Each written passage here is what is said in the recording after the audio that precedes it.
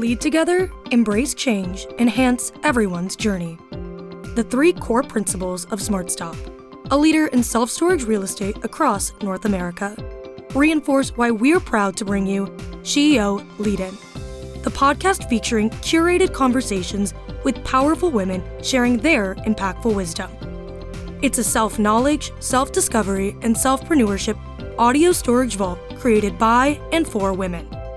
SmartStop's presentation of CEO Lead In begins right now. Have you ever felt that you as a woman may not appear to measure up when you see incredible women in strong roles? You may be surprised when hearing from women in these positions and how we all share many of the same challenges.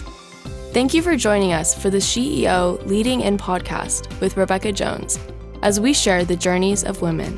Hello, I'm Rebecca Jones, your host of CEO Lead In. We are on an exploration together to discover more about the personal journeys of incredible women in both career and life. We all have paths to share that sometimes take incredible turns, deep resilience, and courage to navigate. My hopes are that the challenges shared here encourage women to take leaps of faith and growth when a journey feels too difficult or unachievable. There is great strength deep within each one of us. These stories are meant to share the ways strong women have taken their dreams to strive and thrive to new heights, despite their sometimes rocky paths, and found a way to lead in. Today we're here with Kimberly White-Smith from USD School of Leadership and Educational Sciences. How are you today, Kimberly? I'm well. How are you today, Rebecca? I'm great, thank you. I am really excited to hear about all of the things that you do because I understand you're doing some amazing work. But I'd like to hear a little bit about, as an icebreaker for our listeners today, a fun childhood story about you. Do you have anything you'd like to share that nobody knows? A fun childhood story. Yes, a fun one. Interesting. Gosh, I was raised in South Central Los Angeles by a beautiful Black couple. I was a foster kid. And I also had a brother who was raised with me. And so they took such tremendous good care of us. But the thing that was amazing about them is that they grew up in the segregated South. And they made their way to Los Angeles via the Great Migration that happened for rural Black folks from the South to Chicago and then to Los Angeles.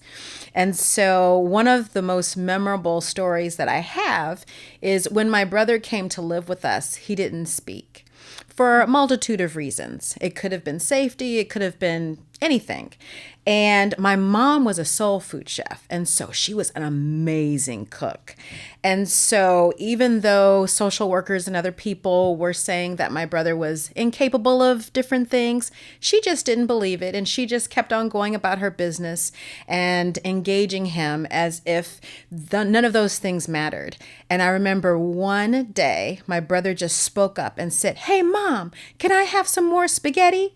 And my mom was like, "Yep, you sure can. Here's some more spaghetti." And she went to the stove, got a pile, and put it on his plate and just kept feeding him, and he just kept eating it. So that Out is of the blue. Out of the blue. Wow. Out of the blue. And we just all celebrated that day. I just remember that being a great day of celebration. So that was one of the fun memories that I had. Like, wow, this is the day my brother spoke. It was amazing. That's really cool. And you know what I think it probably was, is he felt safe. And he had someone that believed in him. Absolutely. Or a family that believed in him. That's right. That's really cool. I love that. Okay, so just kind of switching gears, let's talk a little bit about you and who you are in life. And do you have a word that describes you best, do you think? That you think. It doesn't necessarily have to be someone that, or something that someone else says about you, but something that you feel about yourself. So I think, if I had to, I love to sing. I don't think I can sing. I just love to sing. And I'll sing around the house and I'll sing at work. So I would say one word that describes me would be song. Interesting. Mm-hmm. Because it's good for the soul, too. It really is. I think music is very underrated. I have zero musical capabilities. And I, like you, I think, I can sing and I sound like a songbird. My kids are like, "Mom, please stop. You're killing us. And I'm like, wait, what? I feel so good about I'm singing. like, where's the karaoke? Come on, let's go. Oh, see, now I don't have the courage to do that. That's a little too out there because I know because my kids, I use them as my barometer. Mom, please do not do that to us. Don't embarrass us. So I just kind of go, okay, well, I'll just sing to myself and it's good enough. Cool. In my car and whatnot. Absolutely. So how long have you been in your current career? So this year marks 30 years that I have officially been in education. Wow. So in 1994, I got my teaching credential from Columbia University Teachers College, and I began as a kindergarten teacher in Teaneck, New Jersey. Yeah. Nice. So, and then you evolved. Tell I me how that went. did. I evolved over time. I went from being a kindergarten teacher and living on the East Coast, and I moved back to California to be closer to my family. And when I got back to my home, I started looking into different types of programs that would kind of align me more with my community and where I grew up. So I moved from being a general education elementary school teacher, which I did for a few years in LA, and then went into a program that was an alternative education work center, but for kids who the regular school program did not serve. So these were kids who dropped out, who, like me, were growing up in foster care, were in group homes. And so that really inspired me to think more. If we are failing our children, what is it that we need to do better in order to capture more of them and to help them be more successful in life? And so I then got into nonprofit education and understanding, what are alternatives out there. And then I began to be interested in the nonprofit arena. So I was a director of nonprofit training and development.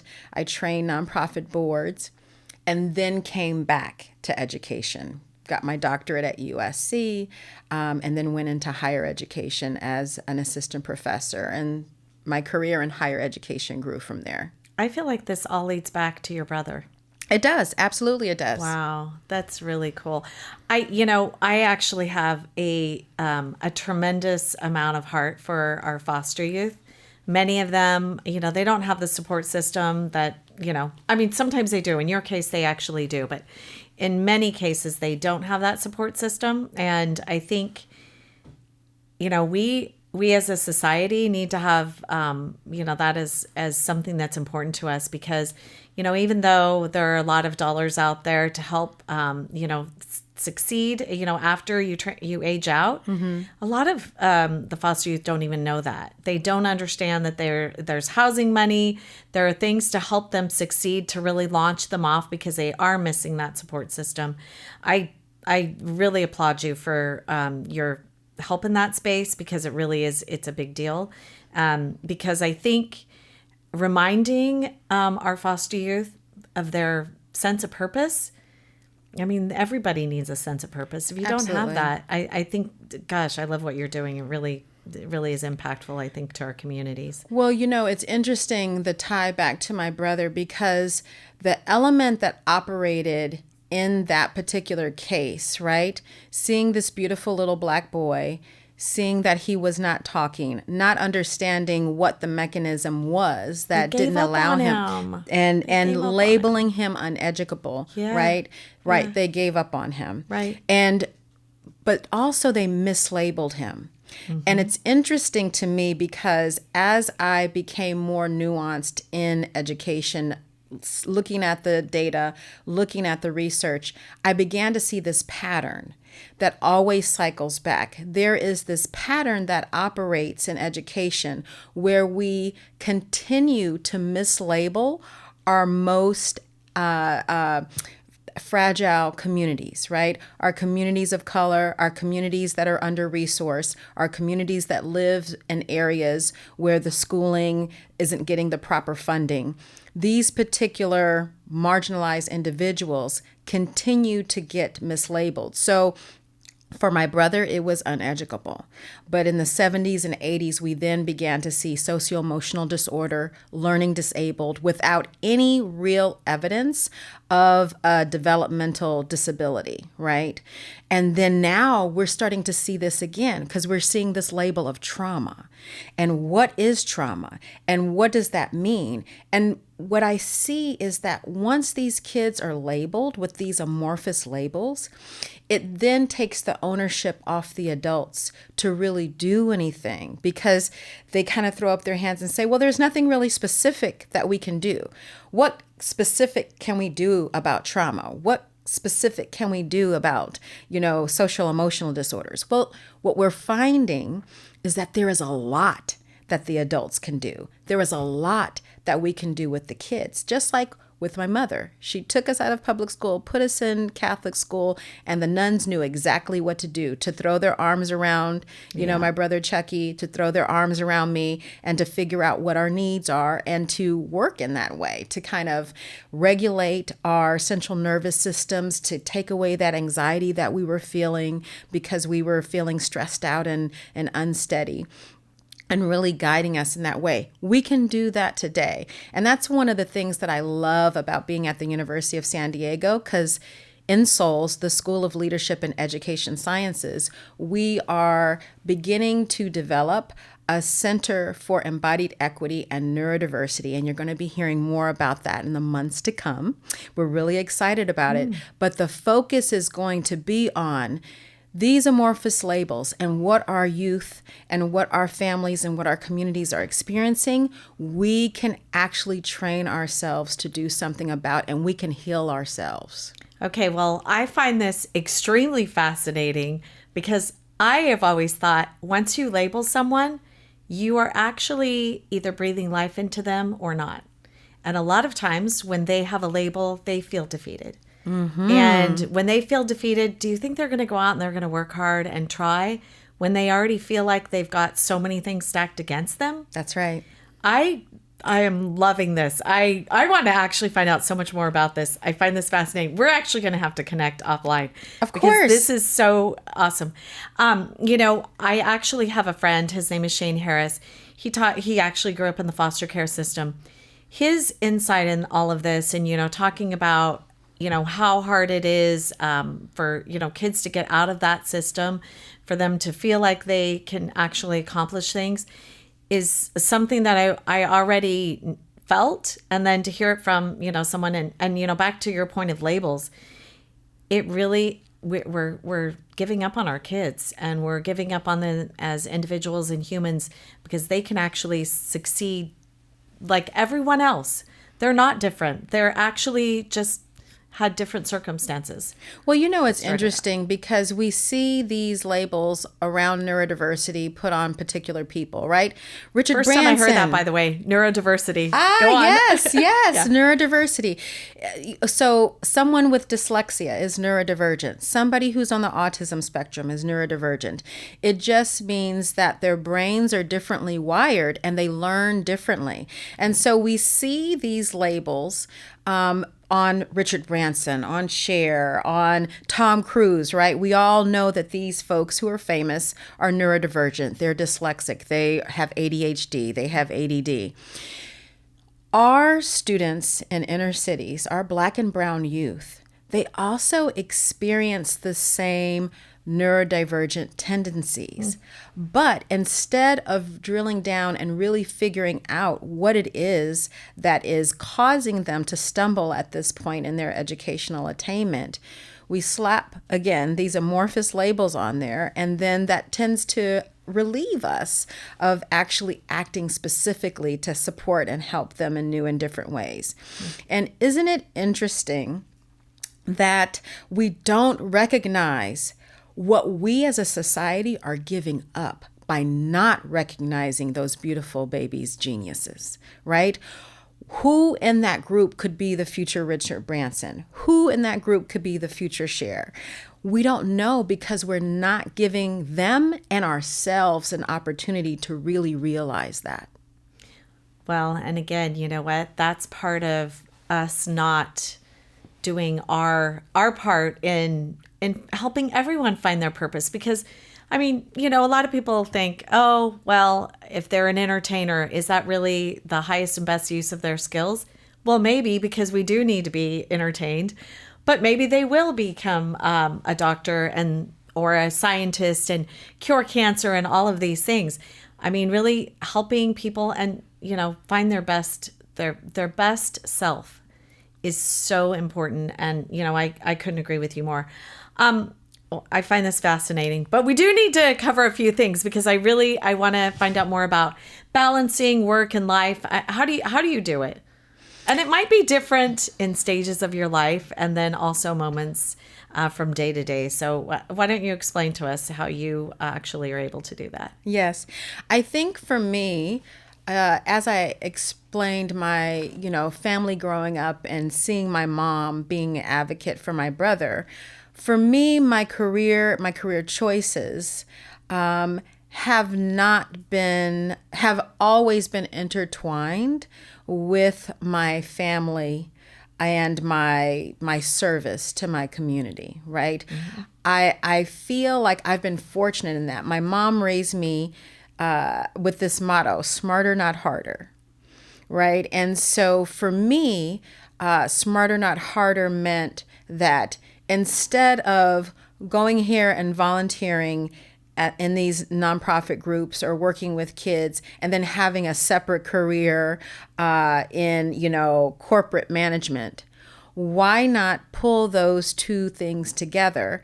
You know, my understanding of leadership development organizations, and then working with youth and with communities in order to really elevate and uplift, you know, our community's, you know, genius, right? And so that has always been a part of who I am. I'm also the proud mother of a neurodivergent learner who is an amazing now 20-year-old college student. And part of my journey in figuring out how to take the gifts that my mom gave me by her example of her support for myself and for my brother and how to support my child, all of that has helped me in my career in thinking about ways that we can move organizations to support and work and collaborate with the community, which is why all of the work that I'm doing, I don't do by myself, right? So the Black and Genius initiative that we developed at SOLES and USD was really a brain baby, using the word that you created a few minutes ago, a brain baby of Pamela Gray Payton at the San Diego Foundation and myself. We sat down to brainstorm, you know, the problem that we were seeing in the region, which was that our Black students were the only subgroup that weren't making any incremental gains academically, right? Out of all of the supports that we were pouring into our schools, we weren't seeing them make the same gains. And why is that? I call it benign neglect, right?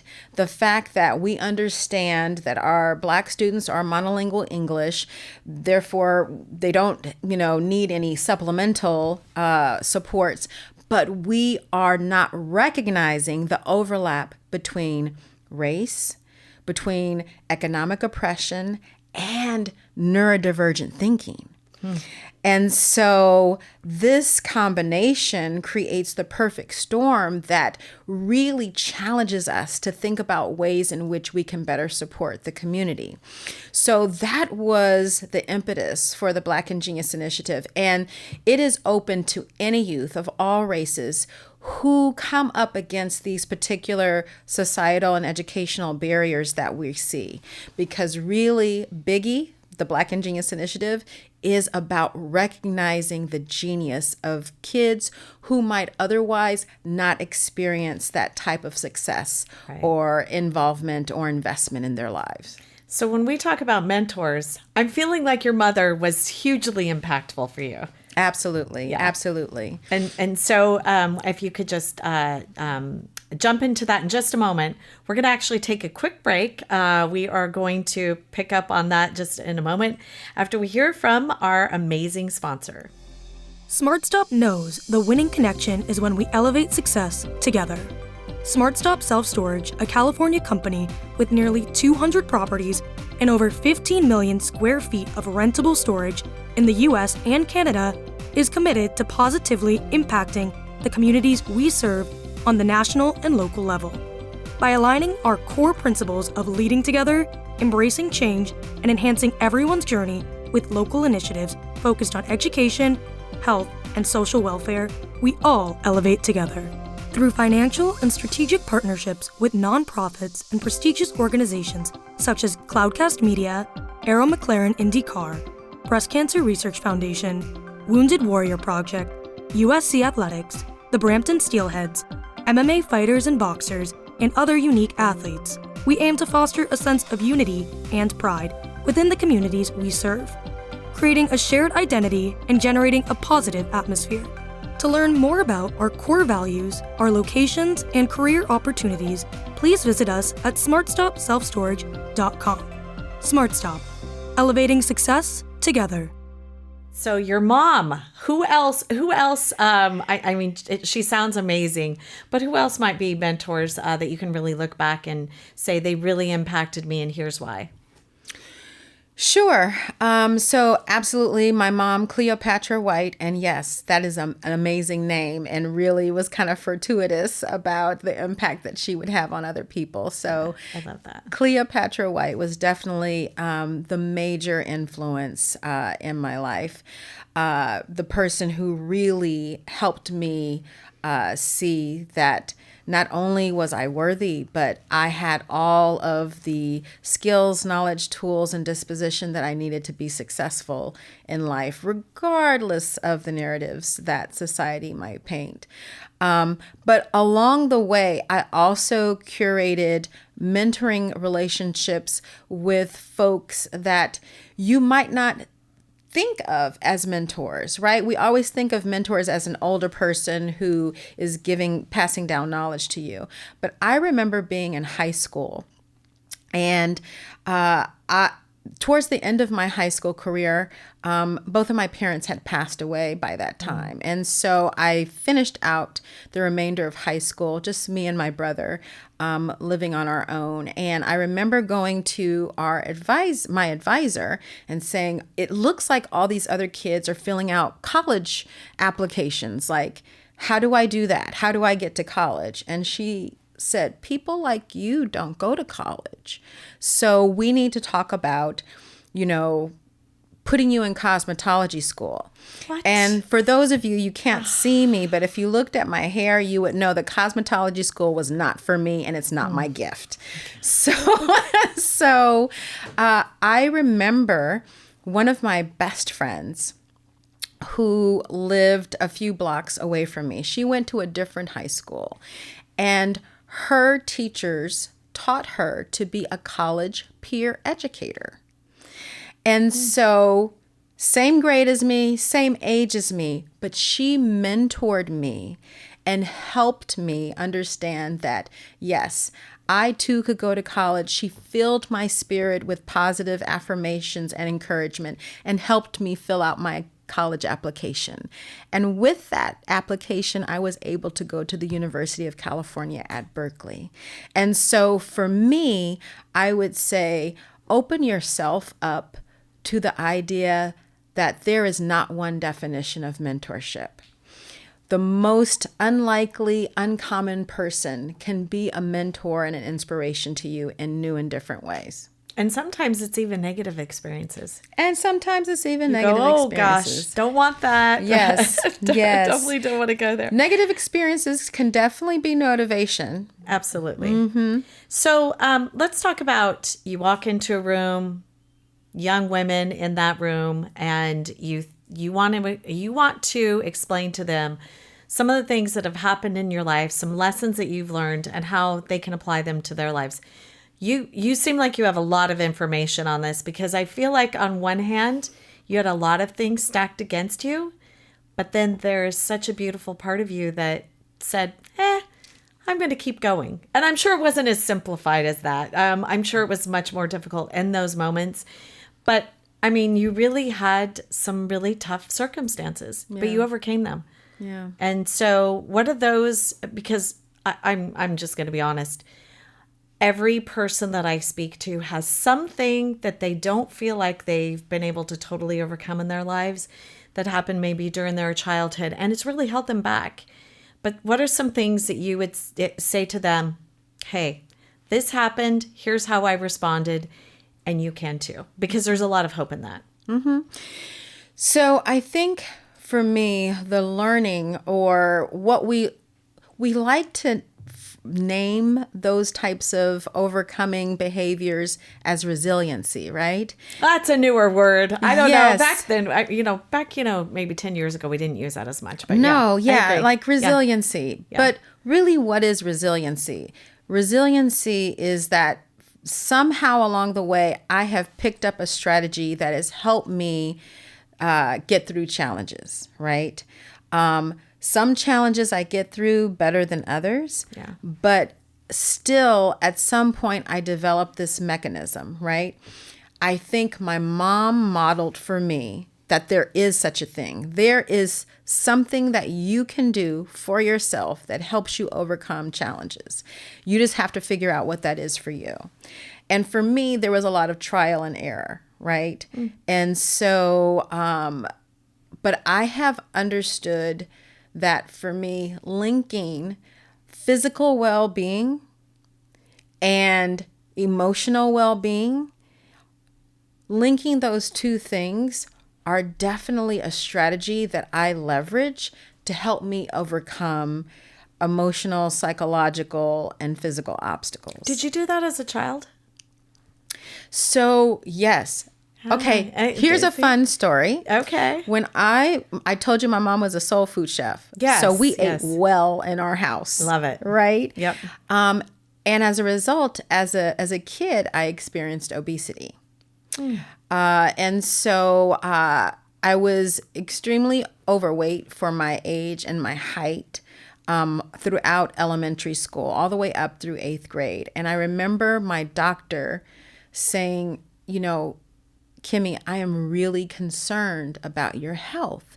With the way that you're going to develop diabetes. You're going to have heart issues.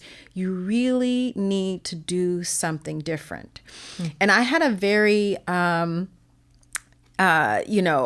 sedentary lifestyle at that point because I was really into school. I was really into reading. I was really into being in my room and listening to music.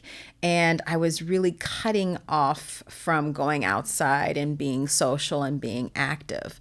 But once I had that conversation with my doctor, I started doing things like, and so I'm aging myself. So, on select TV, they started having these aerobic, 10-minute aerobic shows in between movies.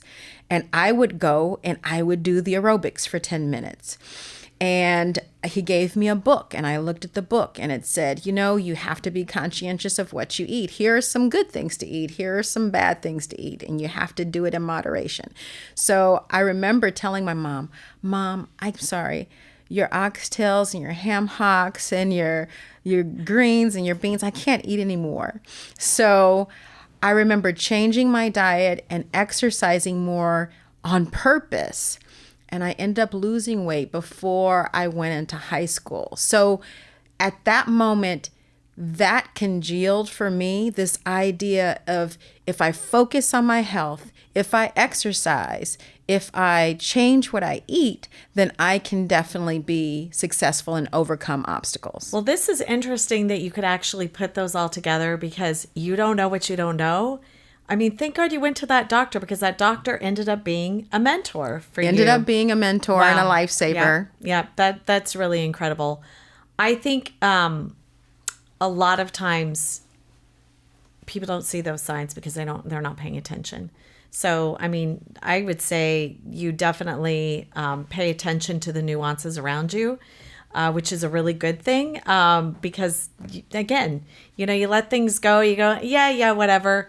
And you just keep moving on and you don't know these things. You taught yourself a lot. I would say you're definitely a self-starter in many ways. And, that might have been just, part of, your early childhood.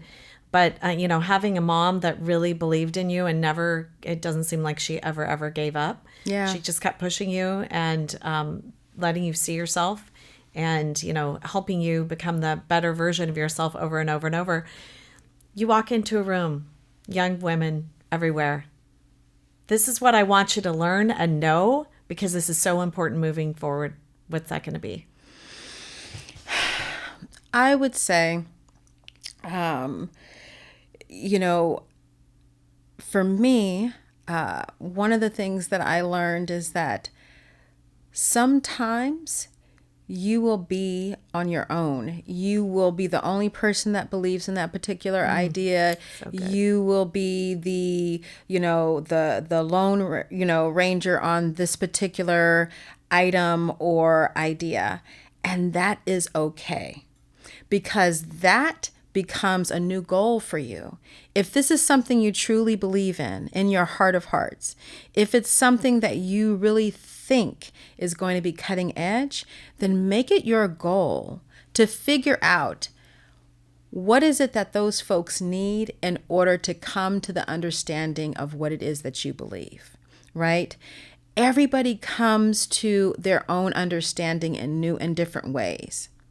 And figuring those pieces out is really going to help you and benefit you. That gives you a new strategy. That gives you a new tool to put in your toolbox.